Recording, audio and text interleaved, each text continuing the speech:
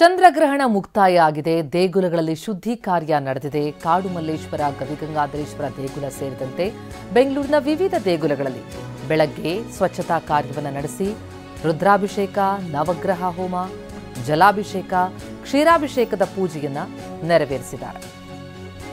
ಬೆಂಗಳೂರು ಅಷ್ಟೇ ಅಲ್ಲ, ಬೆಳಗಾವಿಯ ಕಪಿಲೇಶ್ವರ ದೇವಸ್ಥಾನದಲ್ಲೂ ಕೂಡ ವಿಶೇಷ ಪೂಜೆಯನ್ನು ನೆರವೇರಿಸಲಾಯಿತು. ಶಿವಲಿಂಗಕ್ಕೆ ರುದ್ರಾಭಿಷೇಕ, ಕ್ಷೀರಾಭಿಷೇಕ, ಬಿಲ್ವಪತ್ರೆಯನ್ನ ಅರ್ಪಣೆ ಮಾಡಲಾಗಿದೆ. ಗ್ರಹಣ ಕಾಲದಲ್ಲಿ ಹಲವು ದೇಗುಲಗಳನ್ನು ಬಂದ್ ಮಾಡಲಾಗಿತ್ತು. ದರ್ಬೆಯಿಂದ ಬಂಧಿಸಲಾಗುತ್ತೆ. ಈಗ ಬೆಳಗ್ಗೆ ಶುದ್ಧಿ ಕಾರ್ಯ ನಡೆಸಿ ಪೂಜೆ ನಡೆದಿದೆ. ಬೆಂಗಳೂರಿನಿಂದ ಗವಿಗಂಗಾಧರೇಶ್ವರ ದೇಗುಲದ ಬಳಿಯಿಂದ ನಮ್ಮ ಪ್ರತಿನಿಧಿ ವಿನಯ್ ಈಗ ನಮ್ಮ ಜೊತೆ ನೇರ ಸಂಪರ್ಕದಲ್ಲಿದ್ದಾರೆ. ಬೆಳಗಾವಿಯಿಂದ ಸಹದೇವ್ ನಮ್ಮ ಜೊತೆ ನೇರ ಸಂಪರ್ಕದಲ್ಲಿದ್ದಾರೆ. ಹಾಗೆ ಶಿವಮೊಗ್ಗದಿಂದ ಬಸವರಾಜ್ ನಮ್ಮ ಜೊತೆ ನೇರ ಸಂಪರ್ಕದಲ್ಲಿದ್ದಾರೆ. ಮೊದಲಿಗೆ ಬೆಂಗಳೂರಿನಿಂದ ವಿನಯಿಂದ ಮಾಹಿತಿಯನ್ನು ಪಡಿತಾ ಹೋಗೋದಾದ್ರೆ, ಯಾವ ರೀತಿಯಲ್ಲಿ ಕಂಡು ಬರ್ತಾ ಇದೆ ಆಚರಣೆ? ಬೆಳಗಿನಿಂದಲೂ ನಾವು ಗಮನಿಸ್ತಾ ಇದ್ದೀವಿ, ಗ್ರಹಣ ಮೋಕ್ಷ ಪ್ರಾಪ್ತಿಯಾಗ್ತಾ ಇದ್ದಂತೆ ಭಕ್ತಾದಿಗಳು ದೇಗುಲದತ್ತ ಧಾವಿಸ್ತಾ ಇರೋದನ್ನ.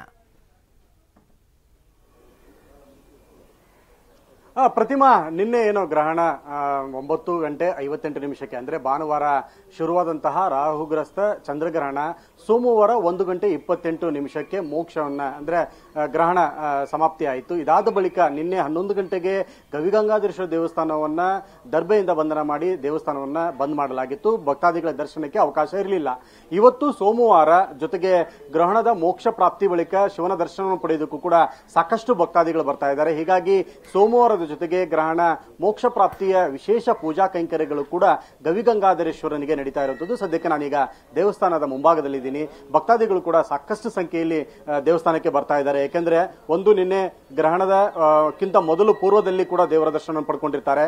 ಇವತ್ತು ಗ್ರಹಣದಿಂದ ಮುಕ್ತಿಯಾದ ಬಳಿಕ ವಿಶೇಷವಾದಂತಹ ಪೂಜಾ ಕೈಂಕರ್ಯಗಳು ಗಂಗಾಧರೇಶ್ವರನಿಗೆ ನಡೀತಾ ಇದೆ. ಹೀಗಾಗಿ ಬೆಳಗ್ಗೆ 5 ಗಂಟೆಗೆ ದೇವಸ್ಥಾನವನ್ನ ಓಪನ್ ಮಾಡಿ ಸಂಪೂರ್ಣವಾಗಿ ಶುಚಿ ಕಾರ್ಯವನ್ನ ಮಾಡಿ, ಇದಾದ ಬಳಿಕ ಶಿವನಿಗೆ ಜಲಾಭಿಷೇಕ, ಕ್ಷೀರಾಭಿಷೇಕ, ರುದ್ರಾಭಿಷೇಕ ಇದು ಸೇರಿದಂತೆ 9 ಗಂಟೆಗೆ ಮಹಾರುದ್ರಾಭಿಷೇಕ ಸೇವೆ ಕೂಡ ನಡೀತಾ ಇದೆ. ಹೀಗಾಗಿ ಸಾಕಷ್ಟು ಭಕ್ತಾದಿಗಳು ಕೂಡ ದರ್ಶನಕ್ಕೆ ಬರ್ತಾ ಇದ್ದಾರೆ. ವಿಶೇಷವಾದಂತಹ ಪೂಜಾ ಕೈಂಕರ್ಯದಲ್ಲೂ ಕೂಡ ಭಾಗಿಯಾಗ್ತಾ ಇದ್ದಾರೆ.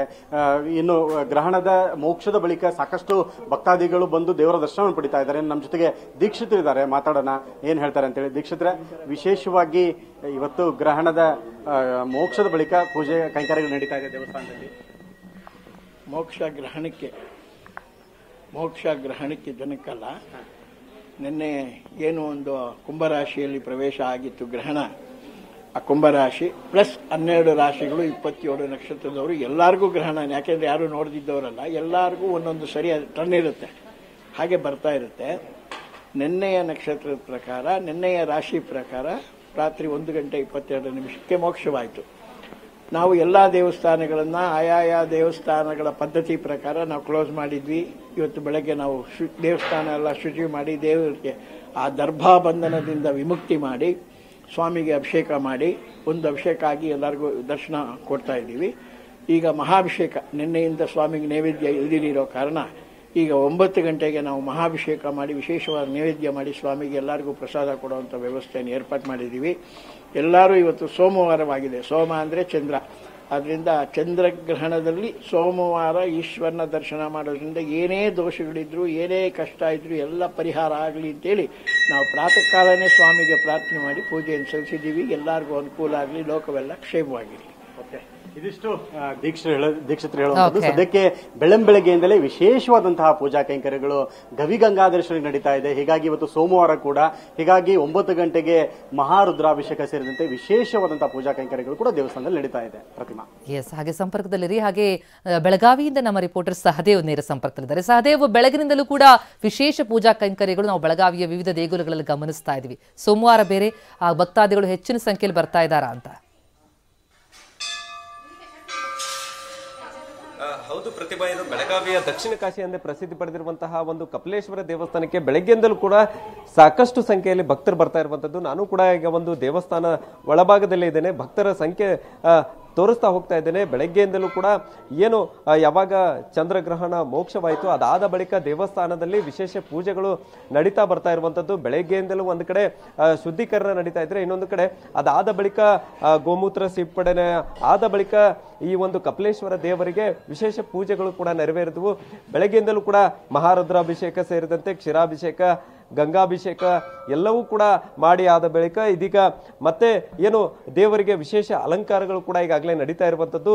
ಹೀಗಾಗಿ ಬೆಳಗ್ಗೆಯಿಂದಲೂ ಕೂಡ ಅಪಾರ ಸಂಖ್ಯೆಯಲ್ಲಿ ಈ ಒಂದು ಕಪಿಲೇಶ್ವರ ದೇವಸ್ಥಾನ ದರ್ಶನಕ್ಕೆ ಸಾಕಷ್ಟು ಸಂಖ್ಯೆಯಲ್ಲಿ ಭಕ್ತರು ಬರ್ತಾ ಇರುವಂತದ್ದು. ದೇವರ ಜಪವನ್ನ ಮಾಡ್ತಾ ಇದ್ದಾರೆ. ನಿನ್ನೆ ಮಧ್ಯಾಹ್ನ 12:20 ಕೂಡ ದೇವಸ್ಥಾನ ಬಂದ್ ಆಗಿತ್ತು. ಹೀಗಾಗಿ ಇವತ್ತು ಬೆಳಗ್ಗೆ 6 ಗಂಟೆಯಿಂದ ದೇವರ ದರ್ಶನಕ್ಕೆ ಅಪಾರ ಸಂಖ್ಯೆಯಲ್ಲಿ ಭಕ್ತರು ಬರ್ತಾ ಇರುವಂತಹ ಕಾರಣಕ್ಕಾಗಿ ಎಂದಿನಂತೆ ಪೂಜಾ ಕೈಂಕರ್ಯಗಳು ಕೂಡ ಈಗಾಗಲೇ ನೆರವೇರ್ತಾ ಇರುವಂತದ್ದು. ಇನ್ನೇನು ಕೆಲವೇ ಹೊತ್ತಲ್ಲಿ ಅಂದ್ರೆ ಈಗ ಬೆಳಗ್ಗೆಯಿಂದಲೂ ಕೂಡ ವಿಶೇಷ ಪೂಜೆಗಳೇನು ಕಪಿಲೇಶ್ವರ ದೇವರಿಗೆ ನೆರವೇರಿದು ಅದಾದ ಬಳಿಕ ಈಗ ದೇವರಿಗೆ ಅಲಂಕಾರ ಕೂಡ ಒಳಗಡೆ ಭಾಗದಲ್ಲಿ ನಡೀತಾ ಇರುವಂತಹ ಕಾರಣಕ್ಕಾಗಿ ಇನ್ನೇನು ಕೆಲವೇ ಹೊತ್ತಲ್ಲಿ ದೇವರ ದರ್ಶನ ಕೂಡ ಭಕ್ತರಿಗೆ ಸಿಗಲಿದೆ.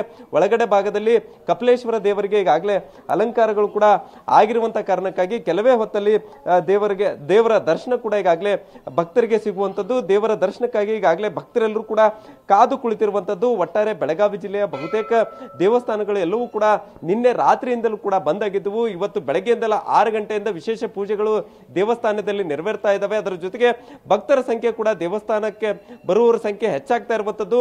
ಯಾವಾಗ ಚಂದ್ರಗ್ರಹಣ ಮೋಕ್ಷವಾಯಿತು ಅದಾದ ಬಳಿಕ ಬೆಳಗ್ಗೆ ಏನು ವಿಶೇಷ ಪೂಜೆಗಳು ದೇವಸ್ಥಾನಗಳಲ್ಲಿ ನೆರವೇರ್ತಾ ಇರುವಂತದ್ದು. ಪ್ರತಿಮಾ ಎಸ್, ಹಾಗೆ ಸಂಪರ್ಕದಲ್ಲಿ ಸದೇವ್ ಹಾಗೆ ಶಿವಮೊಗ್ಗದಿಂದ ಬಸವರಾಜ್ ನಮ್ಮ ಜೊತೆ ನೇರ ಸಂಪರ್ಕ ಇದ್ದಾರೆ. ಬಸವರಾಜ್, ಶಿವಮೊಗ್ಗದಲ್ಲಿ ಯಾವ ರೀತಿಯ ಆಚರಣೆಗಳು ಕಂಡು ಬರ್ತಾ ಇದೆ, ದೇಗುಲಗಳ ಚಿತ್ರಣ ಕೊಡೋದಾದ್ರೆ? ಪ್ರತಿಮಾ, ಏನು ರಾಹುಗ್ರಸ್ತ ಚಂದ್ರಗ್ರಹಣ ನಿನ್ನೆ ಏನು 1:27 ಮುಗಿತು. ಅದರ ನಂತರ ಶಿವಮೊಗ್ಗದಲ್ಲಿ ಪ್ರಮುಖ ಏನು ದೇವಾಲಯಗಳಿದ್ದಾವೆ ಆ ದೇವಾಲಯಗಳಲ್ಲಿ ಪೂಜೆ ಪುನಸ್ಕಾರ ಆಯಿತು ಮತ್ತು ಶುದ್ಧೀಕರಣ ಕಾರ್ಯ ಆಯಿತು. ಹಾಗಾಗಿ ನಾನು ಈಗ ಶಿವಮೊಗ್ಗದ ಪಂಚಮುಖಿ ಆಂಜನೇಯ ದೇವಸ್ಥಾನದಲ್ಲಿ ನೋಡ್ಬೋದು. ಈ ಪಂಚಮುಖಿ ಆಂಜನೇಯ ದೇವಸ್ಥಾನದಲ್ಲಿ ಬೆಳಗ್ಗೆ 6:30 ಕೂಡ ಹೋಮ ಹವನ ಶುರುವಾಗಿದೆ. ಅಂದರೆ ರಾಹುಗ್ರಸ್ತ ಚಂದ್ರಗ್ರಹಣ ಹಿನ್ನೆಲೆಯಲ್ಲಿ ಕೂಡ ಇಲ್ಲಿ ನವಗ್ರಹ ಹೋಮ ಆಗ್ತದೆ ಮತ್ತು ರಾಹು ಹೋಮವನ್ನು ಕೂಡ ಮಾಡಲಾಗ್ತದೆ. ಅಂದರೆ ಸಾಕಷ್ಟು ಏನು ಈ ಒಂದು ಗ್ರಹಣ ಇದೆ, ಆ ಗ್ರಹಣದಿಂದ ಸಮಸ್ಯೆ ಆಗುತ್ತೆ. ಆ ಸಮಸ್ಯೆಯಿಂದ ಭಕ್ತರು ಸಾಕಷ್ಟು ಸಂಖ್ಯೆಯಲ್ಲಿ ಬಂದರು. ಆ ದೋಷ ನಿವಾರಣೆಗಾಗಿ ಇಲ್ಲಿ ಹೋಮ ಹವನ ಕಾರ್ಯ ನೋಡ್ಬೋದು. ನನ್ನ ಹಿಂಭಾಗದಲ್ಲಿ ಪ್ರತಿಮಾ ನೋಡ್ತಿರ್ಬೋದು. ಅಂದರೆ ಈಗಾಗಲೇ ಬೆಳಗ್ಗೆ 6:30 ಕೂಡ ಹೋಮ ಶುರುವಾಗಿತ್ತು. ಈಗ 8:30 ಆಗಿದೆ. 8:30ಗೆ ಪೂರ್ಣಾಹುತಿ ಆಗ್ತಾ ಇದೆ. ಹಾಗಾಗಿ ಪೂರ್ಣಾಹುತಿ ಕಾರ್ಯಕ್ರಮ ನಡ್ತಾ ಇದೆ. ಅಂದರೆ ಅರ್ಚಕರು ಏನು ಪಂಚಮುಖಿ ಆಂಜನೇಯ ದೇವಸ್ಥಾನ ಇದೆ, ಈ ಪಂಚಮುಖಿ ಆಂಜನೇಯ ದೇವಸ್ಥಾನದ 3 ಅರ್ಚಕರಿದ್ದಾರೆ.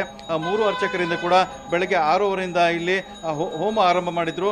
ಈಗ ಆ ಹೋಮ ಮುಕ್ತಾಯ ಹಂತಕ್ಕೆ ಬಂದೆ, ಪೂರ್ಣಾಹುತಿ ನಡ್ತಾ ಇದೆ. ಹಾಗಾಗಿ ಸಹಜವಾಗಿ ಕೂಡ ಮಲೆನಾಡು ಭಾಗದಲ್ಲಿ ಕೂಡ ಪ್ರಮುಖ ಏನು ದೇವಾಲಯಗಳಿದ್ದಾವೆ ಆ ದೇವಾಲಯ ಕೂಡ ಎಲ್ಲ ದೇವಾಲಯ ಕೂಡ ಬೆಳಗ್ಗೆಯಿಂದ ಕೂಡ ವಿಶೇಷ ಪೂಜಾ ಪುನಸ್ಕಾರ ಆಗ್ತದೆ, ಹೋಮ ಹವನ ಆಗ್ತದೆ ಮತ್ತು ಶುದ್ಧೀಕರಣ ಆಗ್ತದೆ. ಹಾಗಾಗಿ ಸಾಕಷ್ಟು ಜನರು ಏನು ಭಕ್ತರಿದ್ದಾರೆ ಆ ಭಕ್ತರು ದೇಗುಲಕ್ಕೆ ಬರ್ತಿದ್ದಾರೆ.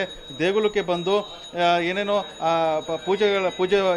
ಪೂಜೆಯಲ್ಲಿ ಭಾಗವಹಿಸಿದ್ದಾರೆ, ಹೋಮದಲ್ಲಿ ಭಾಗವಹಿಸಿದ್ದಾರೆ. ನಾವು ನೋಡ್ತಾ ಇರ್ಬೋದು ಪಂಚಮುಖಿ ಆಂಜನೇಯ ಏನು ದೇವಸ್ಥಾನ ಇದೆ, ಈ ದೇವಸ್ಥಾನದಲ್ಲಿ ದೊಡ್ಡ ಸಂಖ್ಯೆಯಲ್ಲಿ ಕೂಡ ಭಕ್ತರು ಬಂದರೆ ಬೆಳಗ್ಗಿಂದ ಭಕ್ತರು ಬಂದು ಅಂದರೆ ಏನು ನಿನ್ನೆ ರಾಹುಗ್ರಸ್ತ ಚಂದ್ರಗ್ರಹಣ ಮುಗಿತು. ಆ ಚಂದ್ರಗ್ರಹಣ ಮುಗಿದ ನಂತರ ಇಲ್ಲಿ ಹೋಮ ಹವನ ಆಗ್ತಾ ಇದೆ. ಆ ಹೋಮ ಹವನದಲ್ಲಿ ಎಲ್ಲರೂ ಕೂಡ ಭಕ್ತರು ಭಾಗವಹಿಸಿದ್ದಾರೆ. ಒಂದಿಷ್ಟು ಏನು ರಾಶಿಗಳಿಗೆ ದೋಷ ಇದೆ, ಆ ದೋಷ ಇದ್ದಂಥ ಏನು ಭಕ್ತರಿದ್ದಾರೆ, ಭಕ್ತರಲ್ಲಿ ಬಂದು ಒಂದಿಷ್ಟು ಏನು ದಾನಗಳನ್ನು ನೀಡ್ತಾ ಇದ್ದಾರೆ. ಅಂದರೆ ಉದ್ದಿನ ಬೇಳೆ ಆಗಿರ್ಬೋದು, ಅಕ್ಕಿ ಆಗಿರ್ಬೋದು, ಮತ್ತು ವಸ್ತ್ರಗಳನ್ನು, ಕಪ್ಪು ವಸ್ತ್ರ ಮತ್ತು ಬಿಳಿ ವಸ್ತ್ರಗಳನ್ನು ಕೂಡ ನೀಡ್ತಾ ಇದ್ದಾರೆ. ಹಾಗಾಗಿ ಮಲೆನಾಡು ಭಾಗದಲ್ಲಿ ಅಂದರೆ ಏನು ರಾಹುಗ್ರಸ್ತ ಚಂದ್ರಗ್ರಹಣ ಮುಗಿದೆ, ಅದರ ಮುಗಿದ ನಂತರ ಹೋಮ ಹವನ ಆಗ್ತಾ ಇದೆ. ಆ ಹೋಮ ಹವನ ಬಳಿಕ ಇಲ್ಲಿ ಈಗ ಪೂರ್ಣಾಹುತಿಯನ್ನು ದೃಶ್ಯವನ್ನು ಕೂಡ ನೋಡ್ಬೋದು.